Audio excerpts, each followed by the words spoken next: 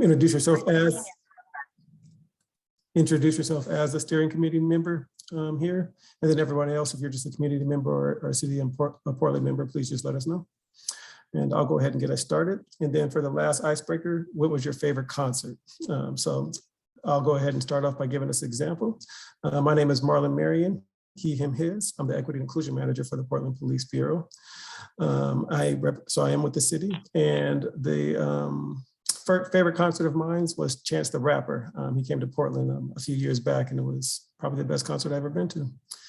And just so we don't have to do that thing where people are trying to figure out who hasn't spoke, I'll just go down the names, and I'll start with who's in the first in my corner. And if that's all right with you, Gloria, can you get us started? Yes, my name is Gloria Canson. She, her pronouns. I am the chairperson for the youth subcommittee. Okay. And would you like for me to introduce the next one? Or you want to? I can do that, but your favorite concert as well? Oh, yes. How could I forget? I think, now this is going to date me, but I think Fillmore West, when I went to see Aretha Franklin's Spirit in the Dark, that had to be my favorite, all-time favorite. I've had awesome. A lot since then, but that was the best. Thank you, Gloria. Zainab? Hi, everyone. My name is Zainab Folk. I've been a PCCEP member since November 2020. I'm actually now a chair of the Settlement Agreement and Policy Subcommittee. And, you know, this made me smile, Marlon, because I haven't been to a concert, you know, in so long, that it was Kendrick Lamar, because he was in the backyard. He was here in Auburn, Washington, and it was like, I always remember that concert. It was very live. Let's just say that. Thank you. Well, thank you. That's awesome.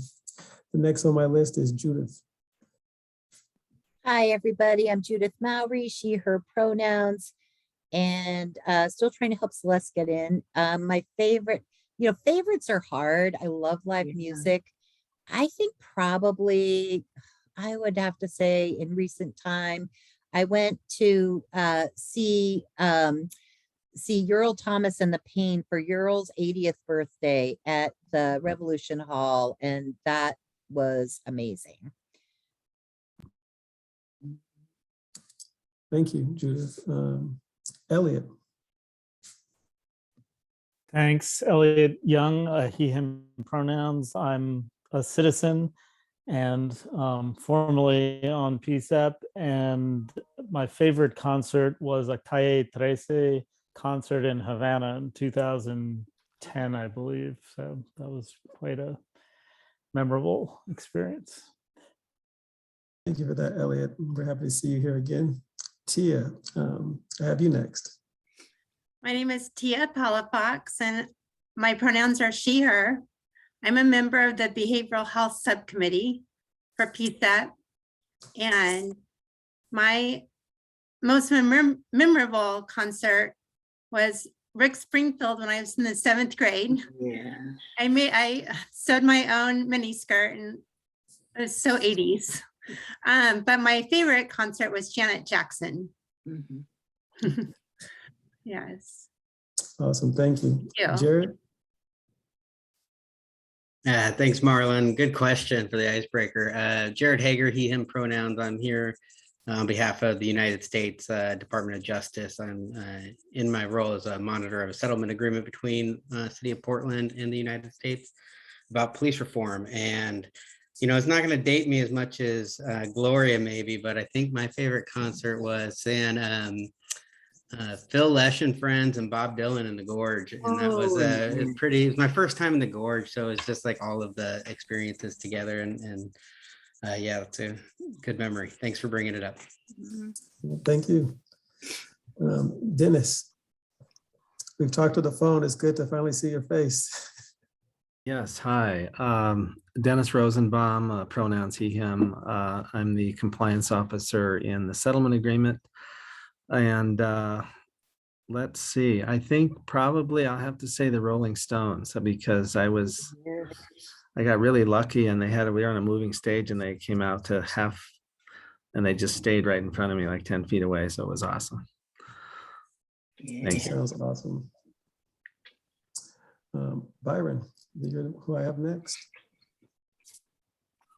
Good evening, everybody. Byron, PCCEP member and also Behavioral Health Subcommittee member. My first concert, I was in junior high. I went to a Too Short concert. It was maybe 10, 15 people there. He wasn't known. This was what, 86, 87 maybe? So I'm sorry. But yeah, that was my first concert. Oh, that's so awesome. Sarah? I'm with Judith. Favorites are really Bird. My first concert was actually Queen at the Royal so Wow. which is pretty awesome. But recent concert that I really enjoyed was Lizzo out at Edgefield. She was a hoot. We're having trouble hearing you, Sarah.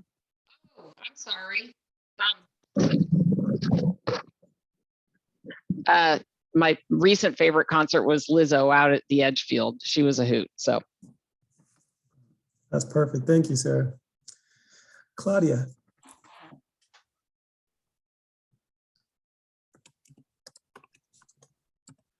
Hi, welcome everyone. My name is Claudia. I'm the project assistant for PCCEP. The concert that I really enjoyed the most, I think there's an echo real quick. Oh, can you guys hear me clear now? Cool. Yes. Was the New York rapper Nas. He came and he talked over with the Oregon Symphony earlier this winter. So that was really awesome to see like rap and the Oregon Symphony like come together. It was really an amazing experience. That sounds awesome. Thank you, Claudia. Sam? Sam Adams from Mayor Wheeler's office. Probably my favorite concert was Diana Ross in Central Park the summer of 1981. Yes. Thank you, Sam. Barb?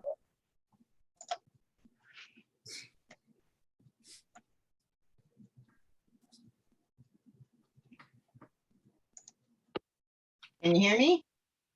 Yeah. Okay. Hi, my name is Barb. I use she, her pronouns. I am not a member of PCCEP, but I'm a PCCEP groupie and a member of the Behavioral Health Subcommittee.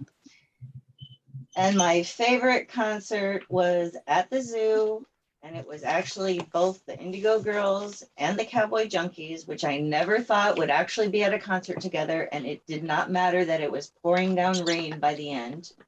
It was awesome. Great question.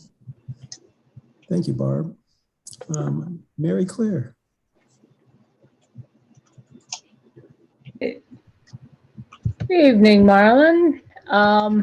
You know, as people kept talking, I thought more and more about it. First, I was like, oh God. And I'm with Judith, favorites are hard, but you know, and I think back, I'll date myself with Dennis. I also saw the Rolling Stones. I saw Simon and Garfunkel in Central Park, Sam, instead of your Central Park experience. I was trying to think of other ones, but I think, oh, did anybody ever see Tina Turner in concert? That woman has more energy than you know what to do. But this was Carole King and James Taylor. So thanks. Thank you, Mary Claire. Amy? Hey there, Amy Ruiz with the Portland Cocal team, she, her pronouns. My goodness, I feel like I just don't have anything to compare to all the great memories that have been shared here. But I'll go with closer to home. I can't remember which year it was, but the last time we went to Pickathon. No one musician in particular, but just being able to spend the weekend in the woods with all those great food carts and with the whole family and the kids running around. It's just really fun. It's coming back this year. Good.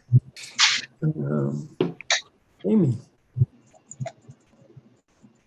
Yes, good evening, everyone. Amy Anderson here, Chair of the Behavioral Health Subcommittee. And I'm going to say, in all the years I've lived, I've never been to a concert. Oh my. Yep. In that Almost case, like we have a moment of silence for you. Yeah, vision impaired and hearing privileged, extra hearing. It was too much. Couldn't go. It was too much. no, I can totally appreciate that. Yeah. Thank you for that. Amy, if you want to come, we're almost done going through. If you want to tell us who you would want to see in concert later on, let me know. But I'll go ahead and pass it to Celeste. That was cool. I have been to way too many concerts to even pick one. So I'm just gonna, I have seen Tina Turner. I mean, I've seen folks as diverse as Tina Turner, as Yes, as James Brown, Earth, Wind and Fire, Santana. I don't know. A lot. My first concert, I think, was who was it used to sing Skinny Legs and all? Oh gosh. Well, I can't remember his name, but I saw him. Sounds like you've seen some good concerts, Celeste. Good seeing you. I don't know the name of this person, but it says In Purring. Hi, everyone. I am a community member and I am just here to observe what is going on. I am the chair of the St. John's Neighborhood Association Committee for Safety and Livability. Happy to have you here. And Rochelle. Hi, my name is Rochelle Silver. I'm a community member, a member of the Mental Health Alliance, and I don't know. I've been to many concerts, but I saw Johnny Mathis 3 times, so that could be my favorite. Thank you all. I'm glad we were able to get everyone. I do want to jump into agenda. We have a pretty lengthy agenda. I do also want to propose that we change a few items in the agenda just a little bit. There's a couple items in the update section that seems like they will be best moved into further until we have hired some people within PCCEP. And when we get to the updates, we'll have Judith explain a little bit more about that and explain some of the updates. But I do want to go ahead and dive right on into the conversations about updates from the subcommittees. And I don't know if we want to go in any particular order, so I'll just have them in the way that I have them written down. If the person or is a representative from the youth subcommittee can speak, that'll be great. All right, we're still planning. We put out a new flyer and I think Claudia has a copy of the flyer. I haven't shared it with the youth group, but I'm sure she has it. I sent it to you. Did you get it, Claudia? Yes, I can share with folks in the chat. Okay, good. And then I've also started working on some bylaws for the youth committee, and I'm taking them from the state's bylaw for their youth agenda. And we've got a lot of support. So I'm looking forward to April. The closer I get, the more afraid that I am, but there are a lot of people who are very supportive. So look out for us. It's the Youth Summit in April. Okay. Thank you for that, Gloria. I realized that I got ahead of myself and jumped over the values. And I was wondering if Claudia wanted to share those real quick.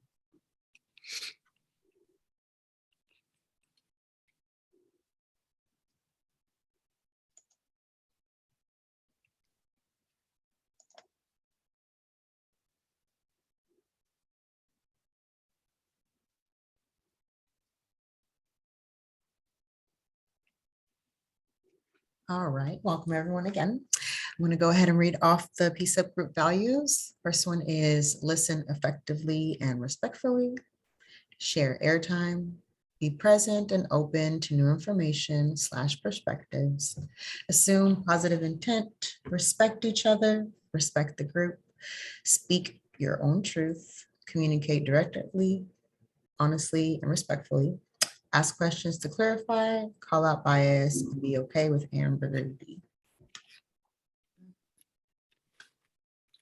Thank you for that, Claudia.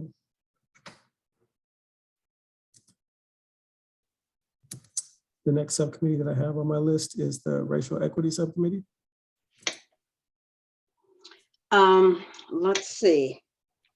We held a meeting, actually we held two, to address the public concerns with the training video and the slides, or rather the training PowerPoint and the slides.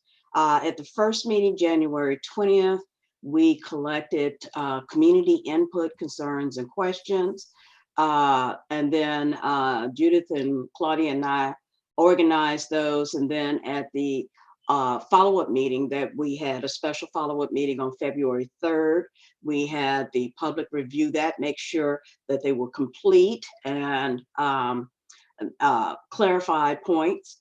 And then we took that document and I sent it to the steering committee members. And at the upcoming meeting, we'll finalize it as PCCEP members to bring forward to city governance leadership. So that's what we've been spending our time doing. When we've completed that, we'll revert to going over the process of analysis and results of stop data. That will likely be the March meeting. And that's all I have. Thank you. Public is welcome. Next on my list is settlement agreement. Thanks, Marlon. I'm not sure if Ann Campbell's here.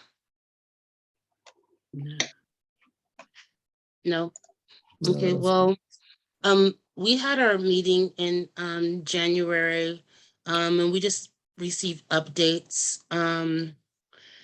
from the Department of Justice in the city of Portland regarding settlement agreement. And for our meeting, which is in 2 days, I was planning on getting the agenda, but if Claudia, if you could probably grab that before I can and put it in the chat, that would be helpful. Our meeting is on February 10th from 6 to 7:30 p.m. And we have invited Tammy Mayer to continue the conversation about the body worn cameras and more specifically about the RFP that was put out. And we're also will be focusing on the COCO quarterly report to see if we have community response in our own response regarding the COCO report. Then for March, because we're already getting started in the plans for March, we have invited the city auditor, Ho Cabero, I think that's how you pronounce her last name, excuse me if I butchered that, as well as Dr. Leroy Haynes. And we'll go further in regards to that at our meeting. And so we're looking at the 10-year settlement agreement and just getting the community's feedback and progress reports and, you know, any information that we can get from our legacy, those who've been here prior to PCCEP, and then those who will continue on after us apparently, but just making sure that we are where we should be when it comes to the settlement agreement. Thank you. Thank you. And then finally, we have the behavioral health unit. Subcommittee, sorry. Hey, we're number one. We're number one. Even if I'm at the bottom, we're still number one. Hey, that was a joke. Sorry, guys.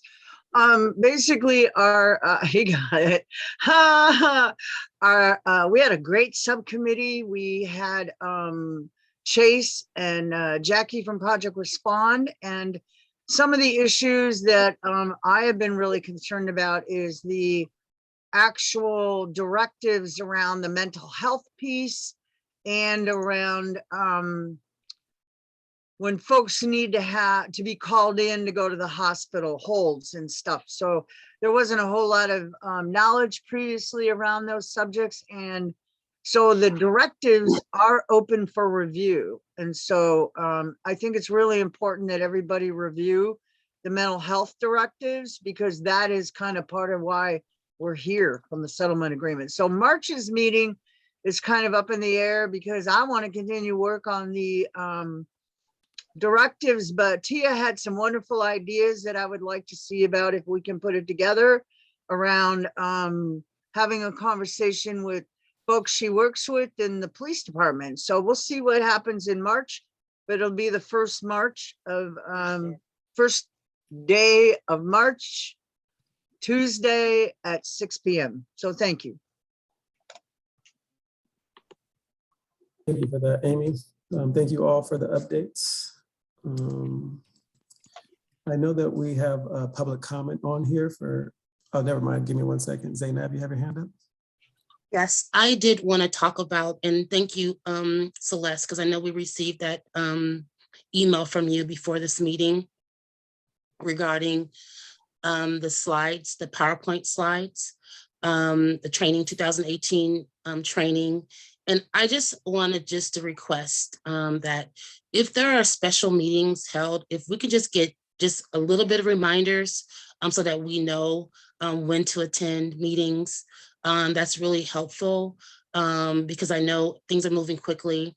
And so whatever way we can do to get things on our calendar so that we are available, so that we don't miss, especially meetings like that. But thank you. And when are you planning on, Celeste, when are we looking at reviewing the letter and all the information entailed from that meeting? Thank you. Did you want me to answer that, Marla? Yeah, we have time for that real quick if you have time. Yeah, I do. As for mentioning, I mentioned the meetings at the steering committee, at the general meeting, at the body camera meeting, and it was promoted online. So I don't know if there's another way. If I've missed one, please let me know. And then, as I just said in the update, we're going to do it at the upcoming meeting. And I sent it in the email to everyone to say that our next meeting, which I think is the 16th of February. So that's when. So I thought we were supposed to bring things to the steering committee to review. Say what? I thought we were supposed to bring things to the steering committee to review so we can put it on the agenda. I'm trying to learn what the steering committee. That's what I did. So I'm asking, what more should I do beside bring it to the steering committee? Oh, so, no, I didn't see it here. I didn't see it at this. I haven't seen it yet be presented at the steering committee. Thank you. I sent the email. I didn't put it on the agenda because the agenda is too full. So that's why I just sent it. So if people are able to come, you know, that's why I sent it by email. So everybody would have a personal invitation.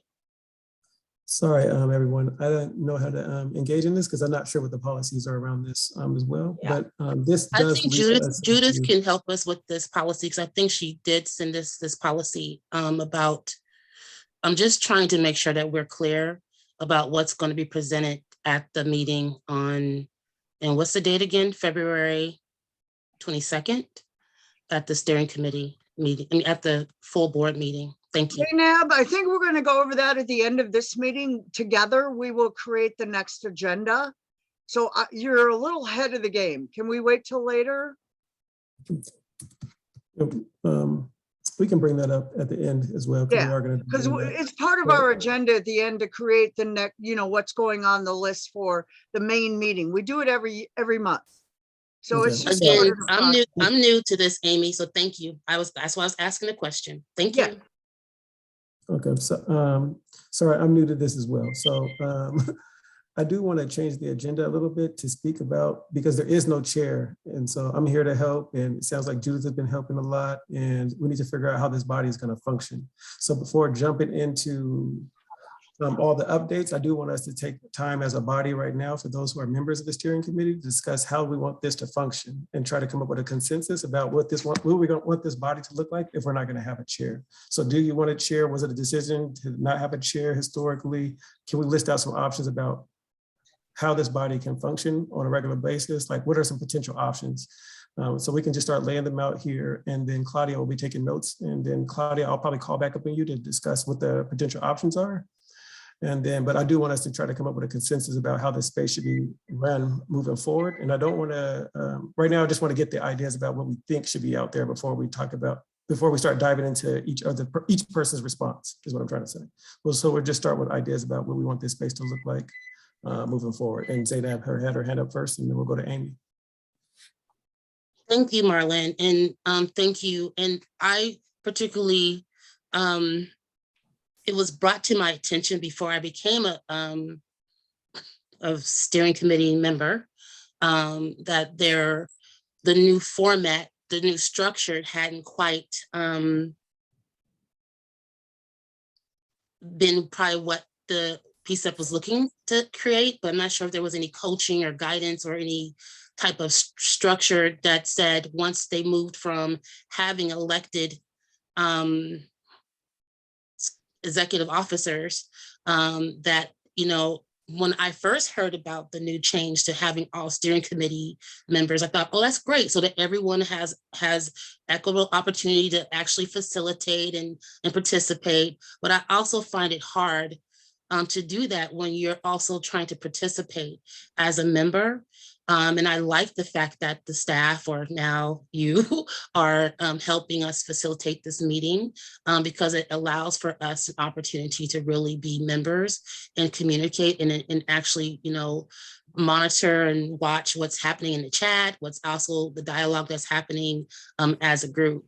And my hope is that if we are going to move in this continued direction of having all steering committee chairs be officers, that we have someone here to help facilitate. And that's really what I have been looking to see. And because I wasn't here in the beginning of PCCEP when it first started, you know, looking through all of the records, learning more about PCCEP, the fact that they had 2 facilitators at one time, just not understanding the history, but knowing that there's definitely need for this committee, not just the steering committee, but all of our meetings to be supported, to be facilitated by those who have the skill sets to do so. Thank you. All right, cool. So I just want to reiterate for note taking, Judith, you're taking notes, it sounds like. And so what I heard here is if we're going to continue to move forward in this similar model, that we have someone, an officer, help co-facilitate these spaces as well, and particularly someone who has the skills in facilitation. Oh, I didn't say officer, I said a facilitator. Sorry. Facilitator, sorry. And Marlon, I'm sorry, I heard it just a little bit differently. That's sort of an opening conversation about Zainab saying, you know, we didn't have the discussion about how would the duties of the steering committee be met in the new configuration without a chair. And so one of those key questions is who facilitates that? And I'm happy to give some history if people would request. So I think then that we just need to have the conversation about all the options for how to get the meetings facilitated. Okay. Thank you for that, Judith. And Amy, you can go ahead as well. Sorry. Yeah, thank you. Maybe I can shoot this by kind of quick. The number one reason why we went to this model is everybody termed out. Elliot left, Taji termed out, Lakiana termed out. There was nobody left to take over the role at the capacity we had when we chose another method. Everybody now is new. They haven't been around long enough, and it was a real tough decision, but Theo thought that maybe together our voices could be better heard as one unit if we were all co-responsible for setting up the meetings. Now, since we've done this method, I'm kind of really wanting a facilitator now. I really thought that maybe we could take turns, you know, facilitating as steering committee members, but I'm not sure that's everybody's forte. So, and I work really hard and I'm pretty tired. So I would not want to do it, you know, based on that fact. So that's the reason, was it was to create more camaraderie. Number 2, we didn't have the membership to re-vote new chairs. So that was out, okay? We just didn't have it. Going forward, we could go back to that model, but I think in all honesty, Theo had an idea of maybe getting rid of the old archaic method of doing things and creating something new. you know, something that represented the flow of community, because we're all community, no matter what our positions are. We represent the community. And maybe this configuration of a unified body would bring people in to say, oh, they're not having chairs and co-chairs. You know what I mean? So that would be my idea, to keep it this way, but have somebody who's really good at facilitating the group, who knows the material. It's kind of hard to facilitate if you don't know the material, because you don't know the process or what's going on. So that's really important. And training, you know, facilitators for PCEP would need to know about each of the subcommittees and kind of get up on what we're all doing so they could represent us in a conversation if need be. So those are just kind of my ideas, is like, I like this, but just with a little modification. Okay, so it sounds like a similar feedback that Zainab gave around a skilled facilitator leading the space, or help leading the space. Yes. And it sounded like you had mentioned another option as well. I'm about to go to Gloria, but before I go there, I got a question about whether or not there's room for community to speak in this process as well. And I'm okay with that as well, but I just want to make sure that the body here is also okay with that. Yes. I'm seeing some nods, so I'm gonna take that as a yes. Yeah. And I'm gonna go ahead and open it up to you, Gloria. Yes, thank you. Can you hear me? Gloria's on the committee, Marlon, sorry. Gloria's a committee member. She's on the steering committee. Oh yeah, and I'm just saying she had her hand up. She was next. Sorry. Oh, okay, sorry. I needed to find out from Judith or someone who has history, because I've only been on the committee for 5 months. I don't know of a time when we had 2 facilitators, and how long they stayed or where they came from. Who did they represent? Can you give me just a little bit of background? Absolutely. So when the PCEP was formed, you know, there was historically the COAB, and that wasn't working. So they got together and came up with the idea of the PCEP. And for the development and recruitment for the initial PCEP, there were 2 facilitating, it actually turned out to be 3 people hired to do recruitment, training, and the initial help with the initial bylaws. So that happened from September to November in the beginning. In all honesty, by the time that was done, it was difficult having that many facilitators, number one, and their job was specifically to get the committee to the place where they were ready to go public. When the committee was ready to go public, and Lakiana and Lakeisha Dumas, and they were the original co-chairs, and the people on the PCEP did not want an external facilitator. They felt it was sort of another layer of control that they would rather have over their own body and the work of the community. So that's the history with that. And we haven't had, and there has been suggestions throughout time, but the PCEP as a body has not come to a conclusion about that. And so that's the history with that. Thank you, Judith. Did you have a comment to go with that question? I did. I would really like to see a facilitator step in. I don't know that having a facilitator would take away our power. It just depends on, and the other part of my question, those 2 or 3 facilitators that we had, were they private? Were they city employees? Who were they? Who did They were hired as 2 different, you know, through an RFP process, which we have to go through. They were solicited from the community. They had their own businesses. And I think that, so that's how that worked. And I think just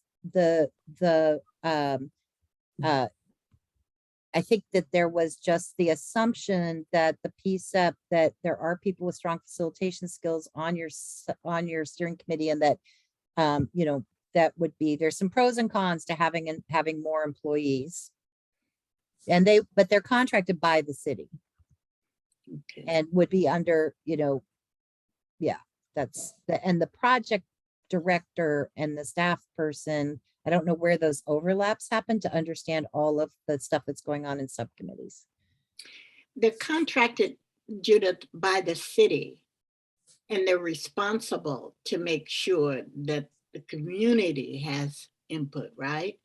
They were responsible for training and recruiting the first initial group of PCEP members, and who received 5 full days of training.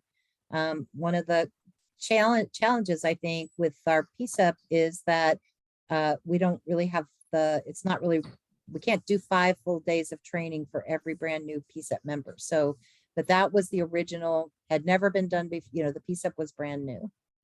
Okay.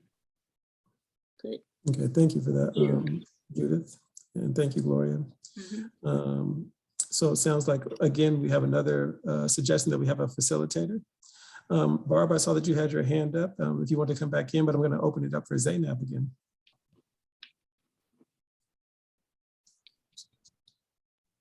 Barb, did you want to speak before I do?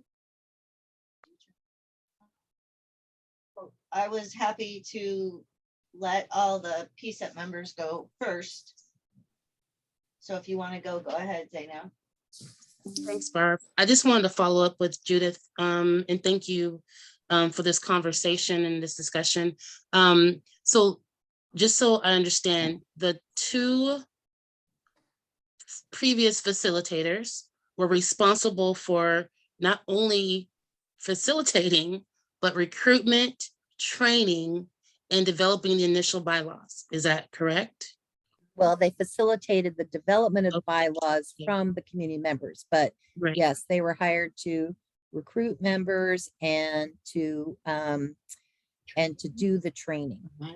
One of them chose to leave before their contract was over, and then the PCEP decided not to continue with the other facilitators. Okay, that was going to be my next question. Because you shared that someone resigned, but then I'm hearing that they actually did not, at that time, did not request or didn't need them any further. And so I appreciate, again, this legacy history, especially when it comes to the training, because I know it has been very, people have experienced different things through training. And I want to say there's a way, because I love technology, there is a way that you can use technology to help bring others on. And that's including recording those 5 days so that people who are new could come in and, you know, review, and if they have questions, because I think that's really important for us to really utilize the technology that we have today. That's a second. Sorry, thank you. Thank you, Zainab. We don't have any more raised hands, but I do want to make sure that if anyone has it sounds like we have all similar suggestions. If there's any alternative suggestions, please let us know. And also, if any community members wanted to speak, please chime in. I believe, Barb, you said you were going to come in afterwards. And Marlon, you haven't heard from Celeste, who is the one other steering committee member. Okay, yes, we'd love to hear from you as well, Celeste, if you have any input. Thank you, Judith. Go ahead, Celeste.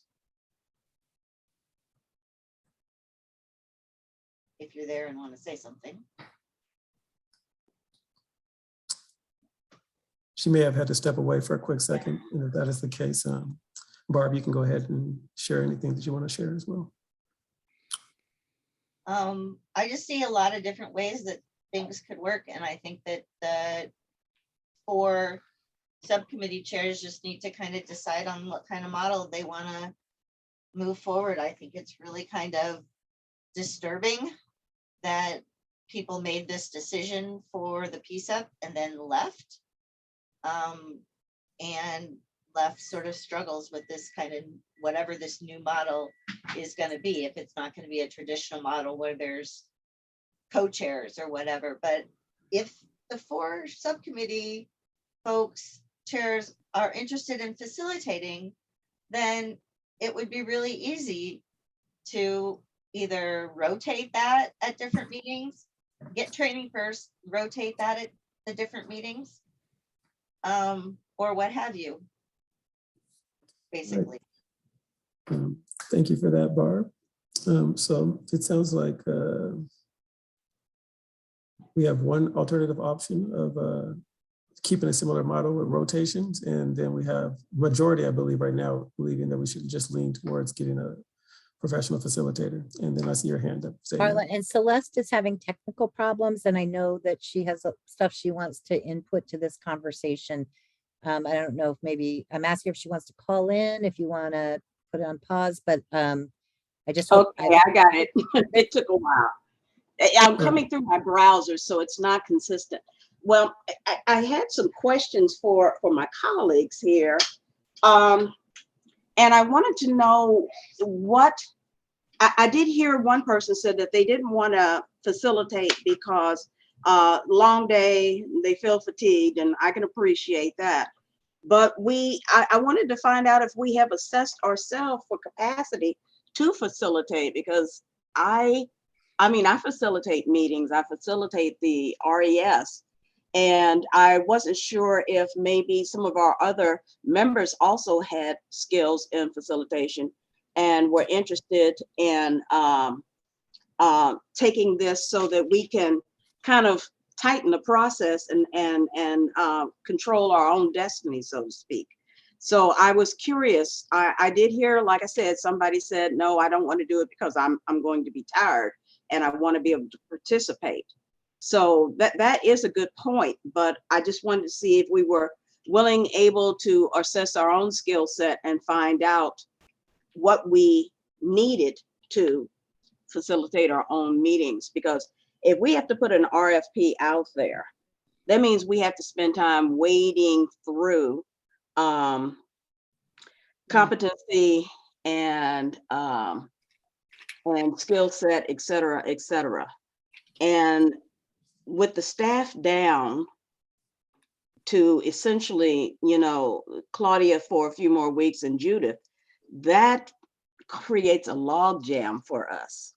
And I'm just wondering if we've considered the fact that maybe our time might be better spent until we get enough staff to support us and looking to our own reservoir of skill.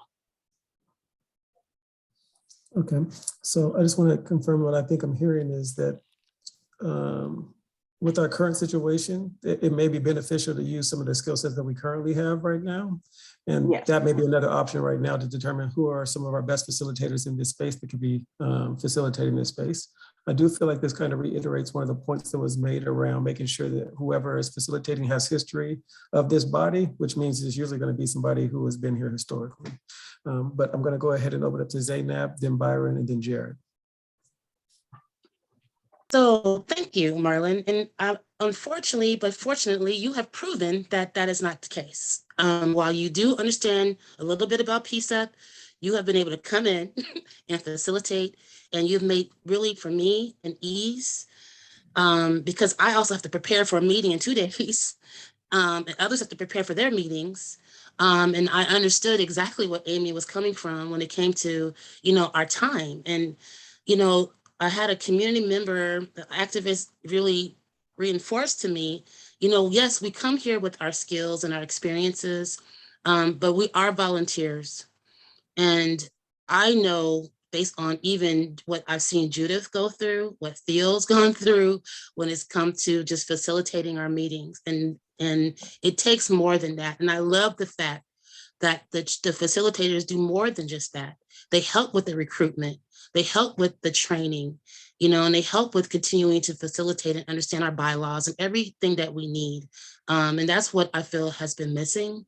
And so, yes, it may take some time, but just like in anything, when it comes to change and process improvement, it takes time. But once we get there and we're able to use what we've been given when it comes to the resolution, when it comes to even Department of Justice and what they've said that we can really have when it comes to our meetings, I think that it's time for us to really take that on and not just think about it as another chore, but it's also something that can really help and benefit us, especially when it comes to just facilitating meetings. And I also want to say, for those who want to step in and facilitate, who are members, who may not be steering committee members, they could also help facilitate too, in times as well. So they can, if the facilitator is not there, or we ask for someone to come in, that should be another option for us, but it shouldn't be our only option. And I just wanted to say that. Thank you. Thank you, Zainab.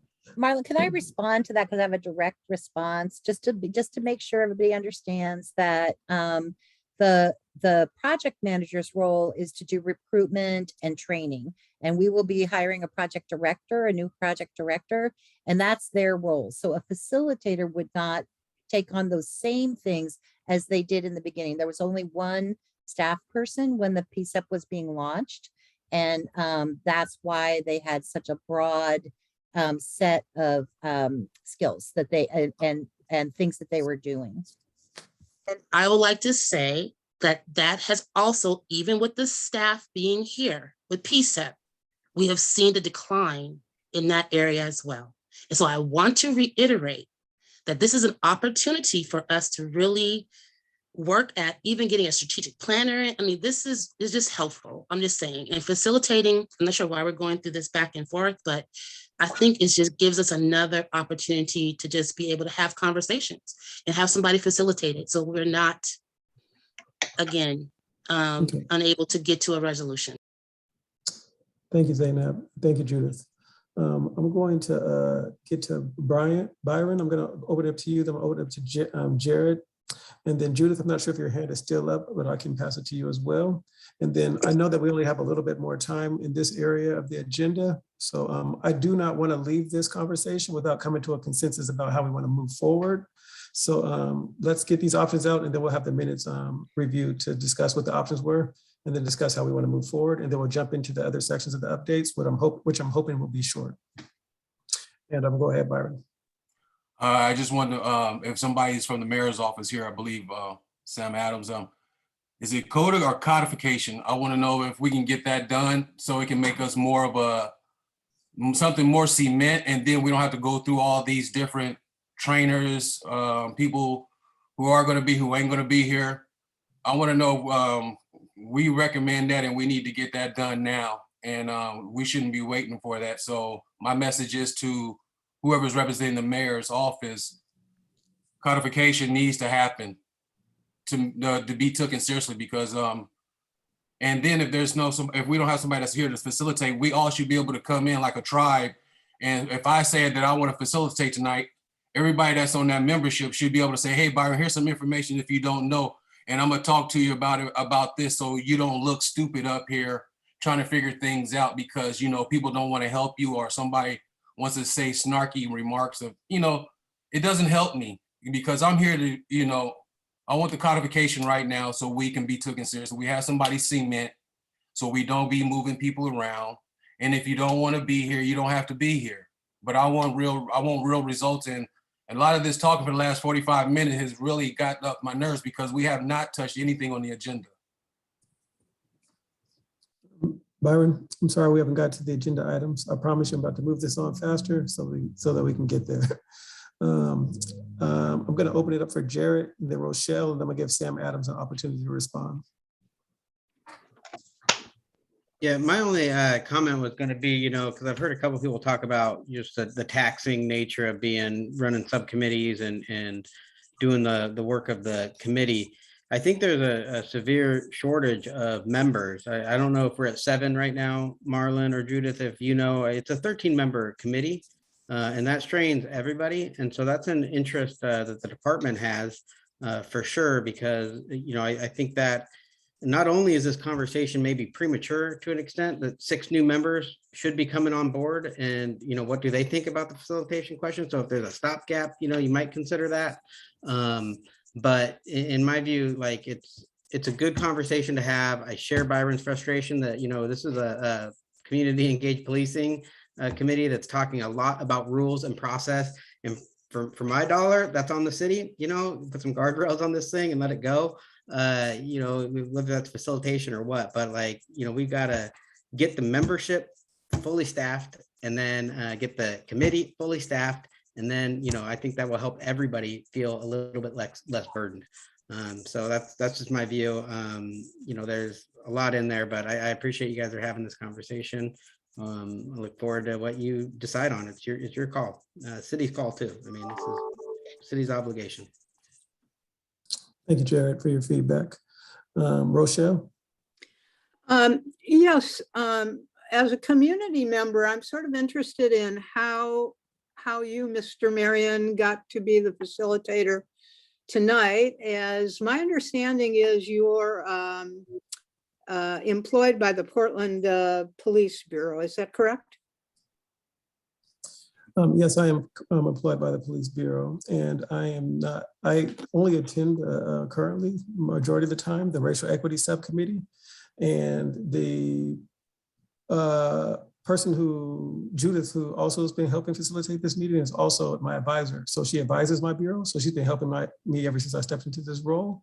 And she informed me that she's been having to manage this space, and it's been a lot. So I know that they're running short on staff, and I wanted to help. So I asked if I could help in any way, and this is the way that I'm showing up today. So I'm doing my best just to support. So that's how I ended up here today.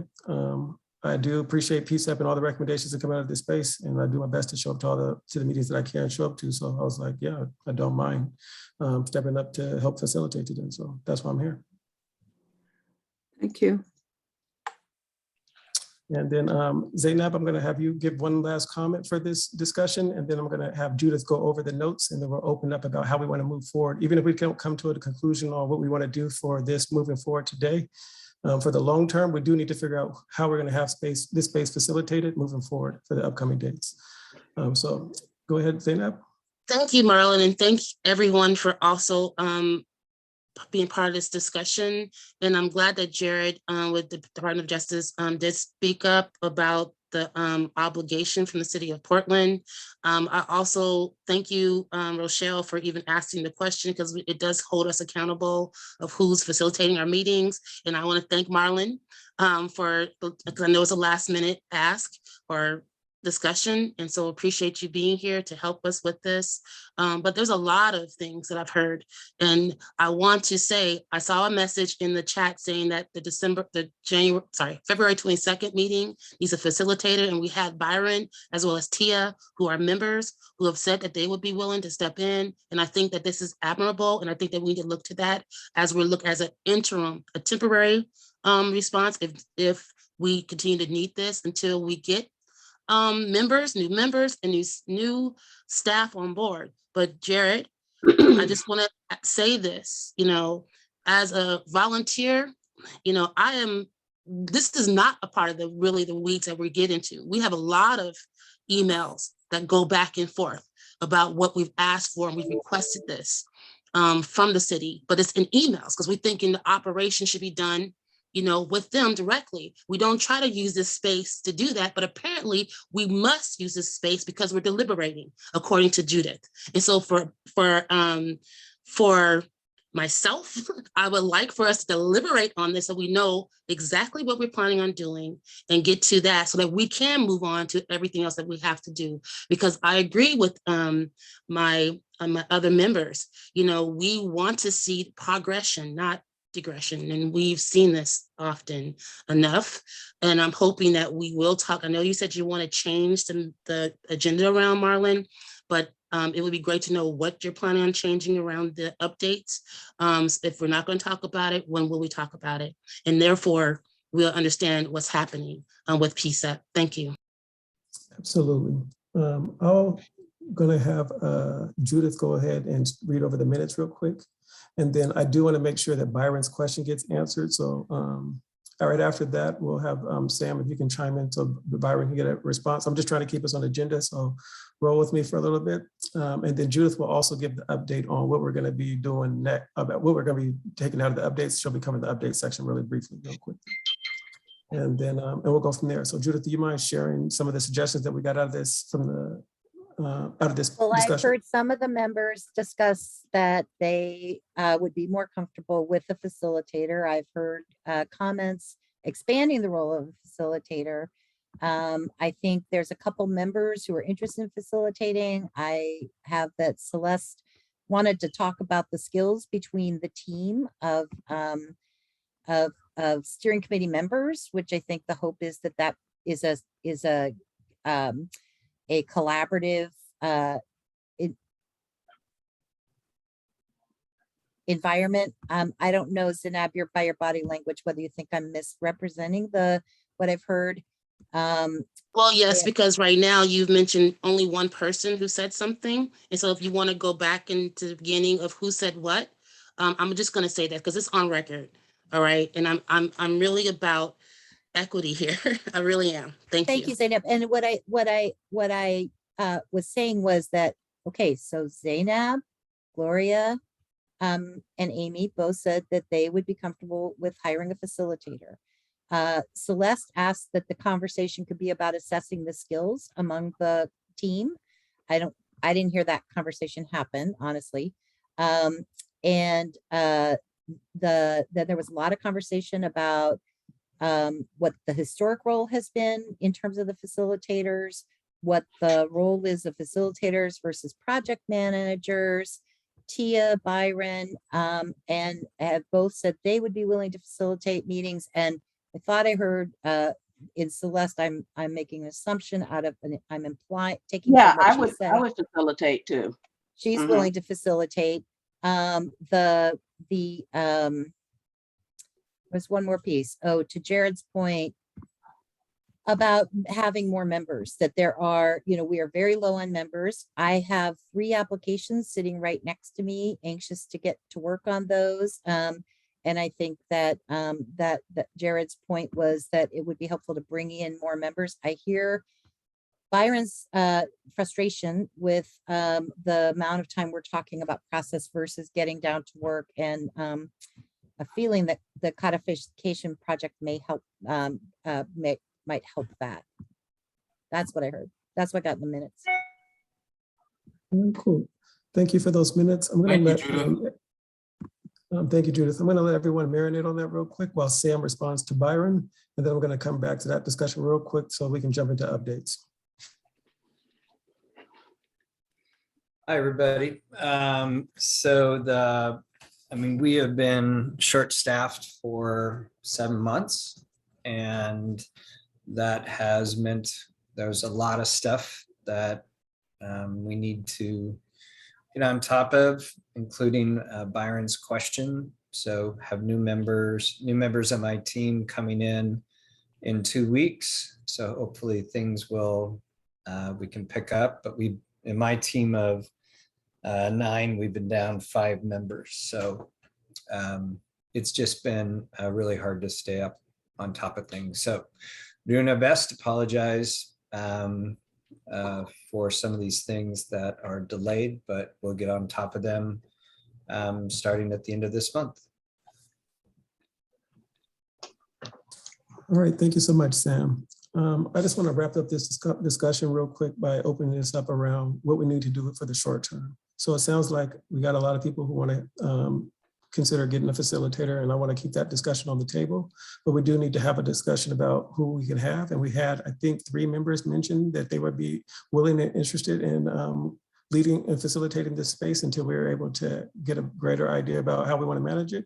So I'm thinking for who's going to be here for the February 22nd meeting, who can do that meeting, and then we can discuss who can do the following until we get some PCCEP staff hired and until we can get some more members as well. And then until we can get a facilitator, if that's the direction in which you all want to move in. So I believe, let me get it correct, for the people who said that they would be willing to facilitate in the meantime, it's Celeste, Byron, and Tia. If I missed anybody, please let me know. And then we also need to discuss how we're going to carve out time, because it sounds like this is my first meeting here, and it seems like there's some frustration with discussing about how we're managing this space, or what's being covered in this space. So just at some point, and it may not be in this meeting, but we can put it on the agenda for the discussions at the bottom of the agenda around what we do in the future meetings, but we need to figure out how we're going to carve out time to unpack some of this stuff that needs to be unpacked. It sounds like this space is going to need that. I'm not sure what it's going to take. It sounds like some of this seems like it's just going to take time, but it seems like we may need to create a subcommittee or a few members who can work on figuring out how this space is going to look. I'm not sure, but a discussion space needs to be carved out so we can have that. But I also hear that there's more pressing things around what this body's supposed to be doing that the community wants wants to focus on as well. So we need to figure out how we can conquer both if possible. And so I see there's 2 hands, and then I hope that those hands are raised in response to what we can do in the near future so we can get to these updates. And we'll give it up to Amy, and then I'll give it up to Zainab. Yes, after listening to everybody speak, I love the idea of having like a blended methodology, which is we offer up the folks that feel confident to do it now while we're hunting for that or looking for that individual who really fits with our team. As we add new members, I think it would be good to have them included in the future conversation since they will be part of our group. So for now, I'm going to make a recommendation that the folks that kind of agreed to step up to be able to do it, kind of maybe do some sort of letter of preparation, letting us all know what your skill sets are based upon what it is you'll be asked to do, because there's 2 meetings, that's going to happen. So this is not a job, Amy, and nobody has trained us, so you can't ask for nothing like that. So you're not making any sense, and I'm not saying that in disrespect. And you asking us putting down our experience, we haven't even been trained in this. So fair enough. Fair enough. Okay, I'm willing. I didn't know what would fly. I'm good. All right. So that's my idea. Is use the folks who have this desire. And thank you, Byron. Zainab?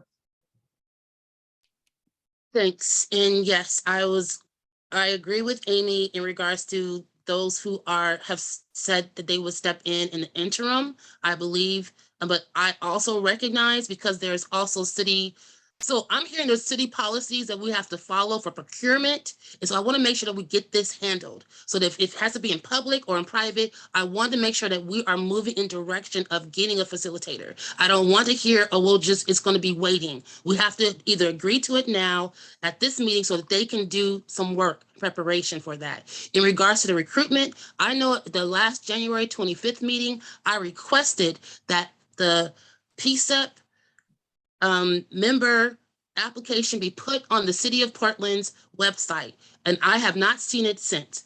I have not even seen the project manager's position either. And so perhaps we need to just be familiar with this so that we can get this out to the community as much as we can.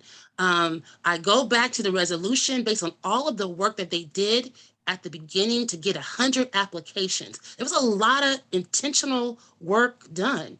And I just don't want us to lose this legacy. This PCCEP, this whole process has been established because of the letter, the agreement, settlement agreement. It started with COAP, now PCCEP. And we don't want to lose that. Okay. And just to hear, Sam Adams speak to his, so if the City of Portland is having staffing issues, I think that's also something that we should learn about. Because I'm learning about that through a letter from the Office of Equity and Human Rights, but I didn't know it could be something that's happening throughout the city. And if it's not, and it's just these specific departments, but it shouldn't hurt us PCCEP members from moving forward. And so I appreciate my colleagues saying that they will step in the interim, and let's give them that opportunity. They've already figuring out the schedule between themselves. I mean, I think that is telling you there's a commitment here, all right? But we need to make sure that the city, the staff, whoever makes the decisions to sign the check, write the check, decide who's going to come in, we need to make sure that process is starting, and it's starting like as soon as possible. Thank you. Thank you, Zainab. So it sounds like we have 2 people saying move forward with the people that we have. And then I got Gloria, then I have Sarah, and then we're going to jump into updates if we have consensus about how that's going to move forward. No, did you hear me say that, Marlon? I said we need to get the procurement process going, whatever that is. And so if they want to explain to us what that is, the City of Portland's, and who makes what decision, if it's the mayor who makes the decision, if it's DOJ who makes the decision, is the city, who makes the decision on moving forward on getting a facilitator? This wouldn't be, again, you understand what I'm trying to get to. Hi, I did want to ask about that. I understood from Judith that perhaps there was a already a city contract and facilitators available? No, we would have to do a new contract. We would have to do a new contract. And my understanding is our priorities are getting staff hired. And all of the city, because of a global COVID crisis, we're at our knees in terms of staffing right now. HR is backed up, everything. And a lot of what happened in the last year has been due to the stresses of COVID that on the staff of the city. I am really sorry we can't meet all the needs in the time that people need them. We are really trying. Claudia and I are working very, very hard. But I want to be honest about what we're capable of. And I did also just want to ask for Jared's, in the idea of PCCEP is that people will work collaboratively together, and we have some different ideas and we have new people coming in. So I hope that people will really work together to be creating a really strong working committee, because that will also be good for new people coming in. Thank you. Thank you, Judith. I stand ready to help you with whatever kind of procurement process you need to get the facilitator on. And I'm very grateful to the volunteers who have stepped up to, it sounds like Tia can't make the next full PCCEP meeting, but Celeste might be willing to step up to kind of help in the interim. I do think you point to a very real issue. I know that the mayor's new liaison is planning to start on February 22nd. So, the day of the next meeting, that's awesome. I also think that, they are very much have signaled their willingness to pitch in and really get focused on the priorities. And we have to get the staffing squared away, for the PCCEP so that we can continue with the rest of the things and building up the membership. The city support needs to be there, both under the terms of the settlement agreement, and because you guys are volunteering and need the city support to focus your efforts and to make the most effect. So I really appreciate all the volunteer work, and I think that we're gonna make this work. It's just a question of setting priorities and taking things one step at a time. And codification is on the list, but it might not. I think the first step is really working on the staffing and the membership so that we have a full team tackling these important jobs. That's my 2 cents as your attorney. Thanks. Thank you, Sarah. Gloria? Yes, I'm reverting back to my school days. And I know that the term facilitates means to make things lighter, easier, lessen the load. Zainab and I were having a conversation the other night. Do you know how much time we actually spend during the week going back over the material of PCCEP? I mean, we always jump to another subject, so we're never able to finalize anything. There is times when we can't come to an agreement, so we table it and we forget to come back to it. I think, now personally, I think if we had a facilitator, one who could help us lighten the load, it would be much easier for us to take care of the business at hand. We can't continue to blame things on COVID, because COVID's going to be gone after a while, and we're going to still be in the same shape. So I know COVID has presented a problem for all of us, though, but we're still expected to perform. Thank you, Gloria. I want to say this before you speak, Zainab, real quick. I haven't been able to keep with everything in the chat. Have there been a discussion? I think Zainab implied that you all were discussing it. Is there a discussion? Has it been determined who's going to lead the February 22nd meeting? And if not, it sounds like everyone who's spoken up to this point agrees that any of the ones who volunteered could do it. So is there anyone willing from the 3 that were mentioned before to manage that discussion on the 22nd of February? If I volunteer, will there be somebody that could run me through the crash course of it or something?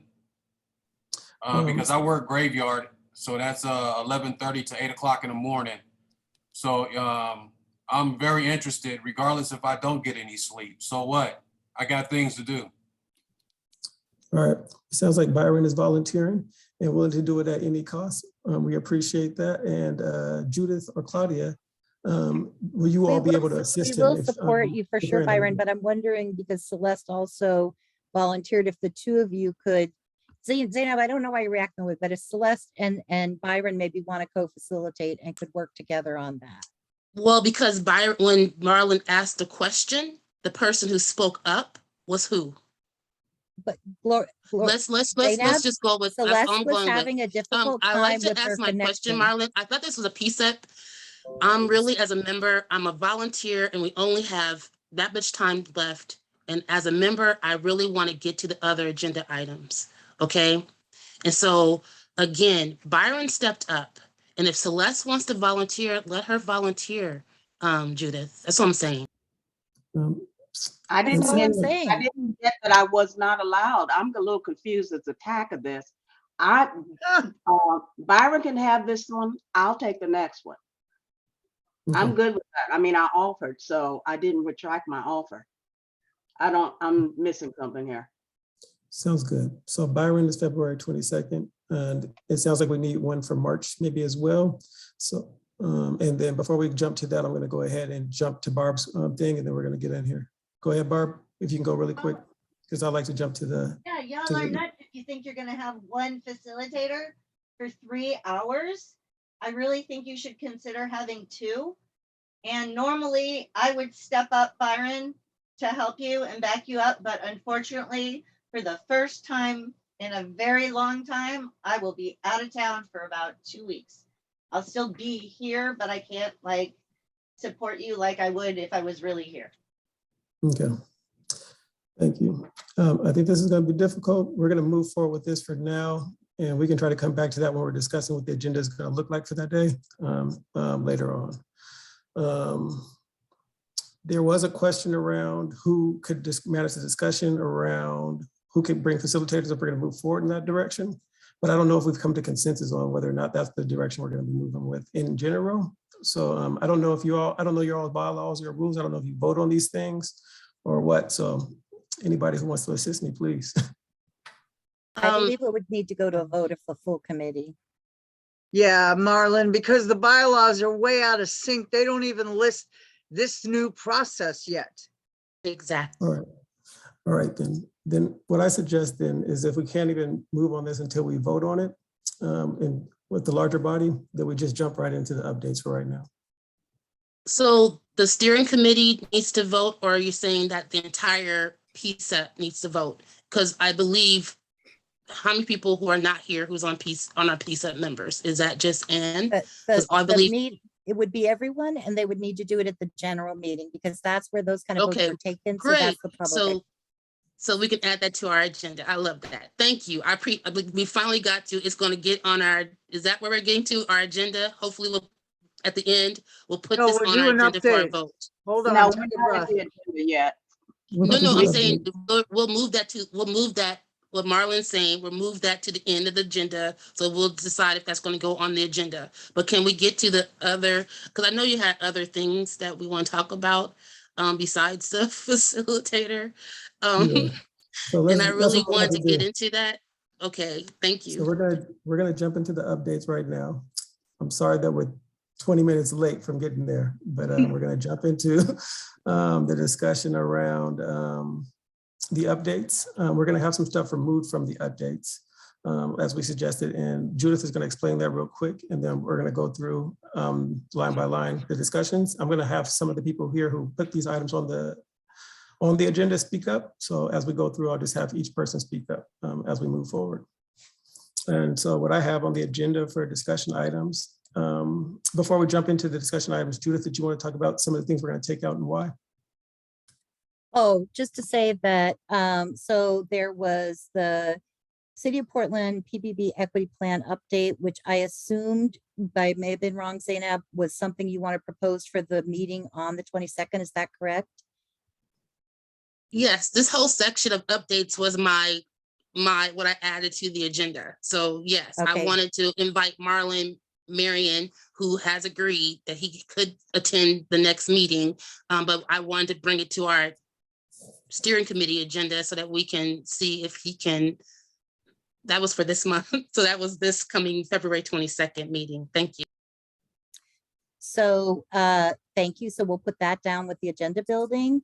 I reached out to the COCL. They are hoping to have their, or you're here, Dennis, but to have their report and the survey results done by the 18th, and they will make sure that the PCEP gets them. The recruitment update is that we Hold on, have. I'm sorry, can you stop for a second? I did attend the city council meeting where Hardesty requested this BWC report so they can make a decision. And so does that align with the dates of when they need to make the decision about the body worn camera? Because they did put it, they did, what's that? I'm not sure what they call it when they put it to the Dennis, side. yeah, we'll let Dennis answer. Thank you. Well, I don't know the date that she proposed or that needed it, but it will be available by the 18th at the latest. We're preparing it right now and looking at all the data from the community forum and from the survey that was done, and we're integrating that, and that report should be available soon. That's the best we can do. Well, I'm not sure. I know. Oh, Yeah. Sam, I think You're on- Sam you're on might know mute. when it's coming to council. Sam, do you have information about that? Is that what you're responding to? Yeah, it comes to council tomorrow. This is the RFP on to find out what technical options are available in the market and at what cost. This is not how that equipment will be used or how the technology will be used. The council will make the decisions on the protocols and policies for use of that. But we wanted the RFP to go forward on the technology so that as council is making those decisions, they know what the technical options are and the cost of those technical options. Thanks, Yeah, and- Sam. Does everyone understand what an RFP is and the way the city does it? If you'd like more information, just let me know. That's a request for a proposal, right? Yes, and so they say, Correct, here's and what it we has, want to. it means it goes to market, find out who's willing to respond to it, what the costs Right. are. And then it has to come back to city council for a decision on one of the responders. And the parallel track here then is the protocols for and the policies for how that equipment will be used. Thank you, Sam. Barb, I see you have your hands up. Was it in response to some of these updates? No, it's an old hand. Sorry Okay, about that. thank you. Judith? So recruitment updates, we have 3 applications. The application is online on the PCEP website. Claudia, do you want to say how you get to the application from our website? Yeah, so the PCEP website has the tab section on how to get involved. Or Zineb, are you talking about like on the job opportunities list? Okay, that is something that we would have to reach out to HR about. We've never actually, since I've been on PCEP staff, had the recruitment go through that, but I did notice that there is volunteer applications available. So I think that would be a great opportunity to see how we can get the PCEP application put onto the jobs opportunity list for the city. But currently the only way to get to the web or the application is on the how to get involved tab. And that application is now available for the youth in Spanish as well. And there is the general application that is also available in Spanish and English. So I asked for this to happen at the January 25th meeting. I did ask for that to happen, and it was similar to what I seen Peace. Marlon, you can speak to this because that is one of your committees that you actually chair, because Judith is you said mentor or whatever. I think it's really important that you both are sharing best practices as far as I'm concerned, because when I saw that, I thought, wow, this is great. The people who don't go to PCEP, they can go to the, people are looking for jobs, they can look and see a volunteer opportunity that could get them connected to the city. And so that's really why I asked that, requested that. And now the time is coming in because it looks as if we need members, and we've needed members well before now, Okay. And so I think about planning ahead, and I keep saying it, I'm a volunteer, and you see this much because I really recognize when it comes to my own, like I can just step in and just say process improvement, let's do it now. Okay, let's get this done. Let's make this changes, but I look to the city staff to really help us with this process. Thank you. Claudia, we did have a similar process, and I think we didn't go through BHR. I think we went through Civic Life, who goes through that process. But I can put you in contact with my program specialist, and he can help you go through the steps to doing that. It's actually a really cool process. So I will go ahead and I'll connect you all so you guys can look at that and consider doing that if it's not too late.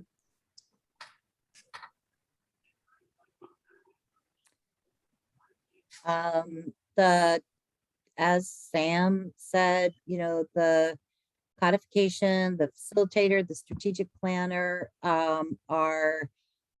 we need to get new staff hired for the PCCEP, and that is just the critical thing to do.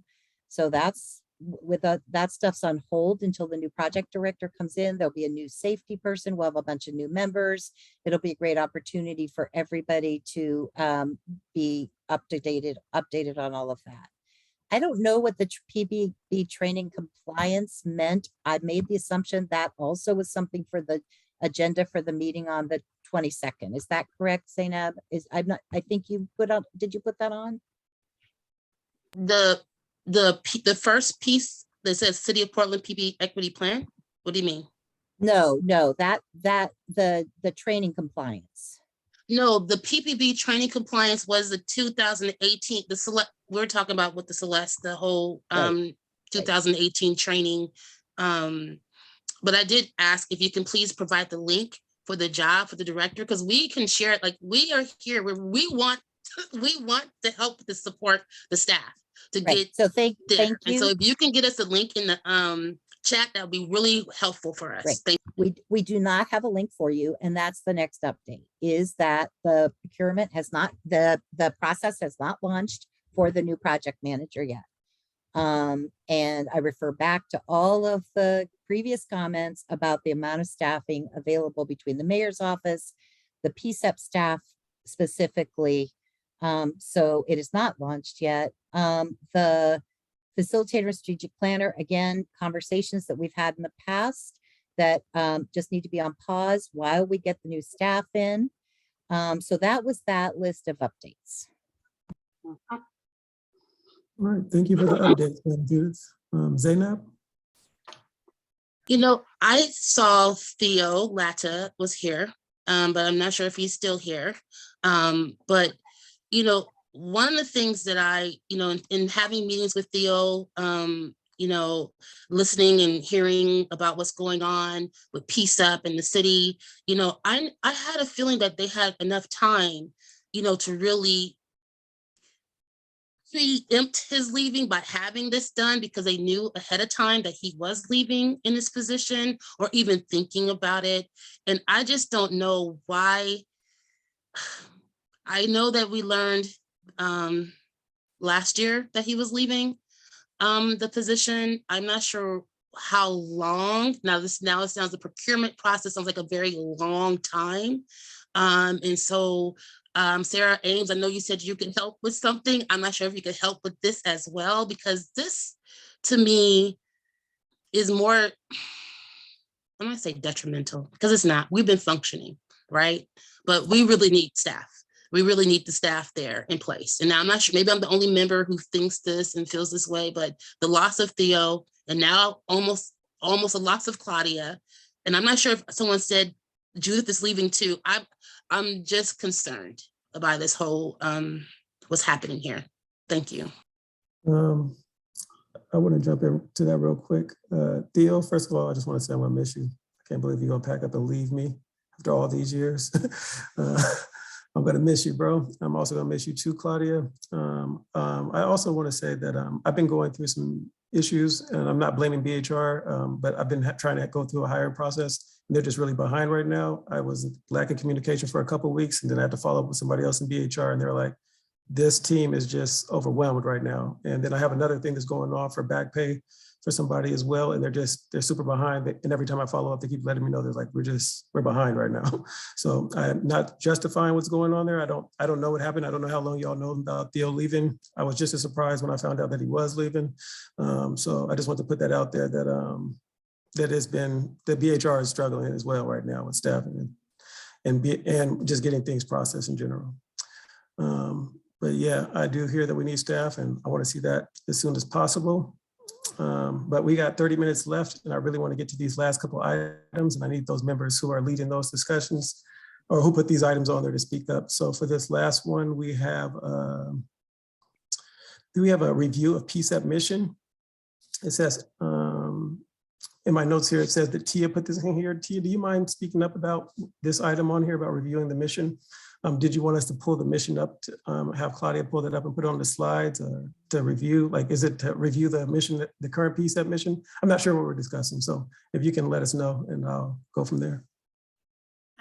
Okay, thanks for putting that on the agenda. I didn't say that specific sentence about reviewing the mission, but my frustration has been that in subcommittee work, I haven't felt that we have really been committed to community engagement and sticking with the mission. I feel like, in my own opinion, that every meeting should be geared towards the mission of community engagement, building trust with the community and the police, community engagement, trust, and I just want to see the community more involved and hear their voices. I need to look at my yes, can you put the mission up? And drop it in the chat. But if you could have it on a slide, Claudia, by any chance that you could share, that'd be great as well. I'm sorry if I have to make you open it up. As she's looking for that, for those who can, it's in the chat as well. Oh. And then we'll go from there. But yes, I do see it in here. It says the mission of the Portland Committee on Community Engaged Policing is to work with the mayor/police commissioner, Portland Police Bureau, and Portland diverse constituencies to solicit and exchange information between the community and Portland Police Bureau to achieve the desired outcomes of equitable policing, which exceeds constitutional requirements and meaningful community engagement with trust in PPB. Okay. And for thank those you. who need to review it, well, there it is. There we go. Okay, thank you. Thank you, So Claudia. in every meeting that I attend with PCCEP, I was hoping, and I assumed that when I started that each meeting would be geared towards this mission statement. And I feel like I haven't seen the community engagement and the trust in PPB part. So I was hoping to review it and kind of step back and see if we can work on continuing to work on our mission.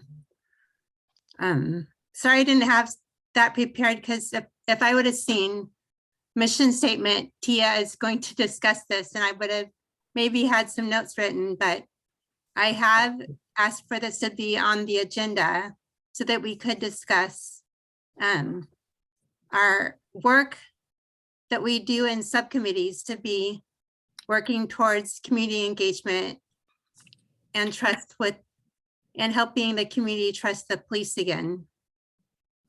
Yeah, no, thank you very much, Tia. And no need to apologize.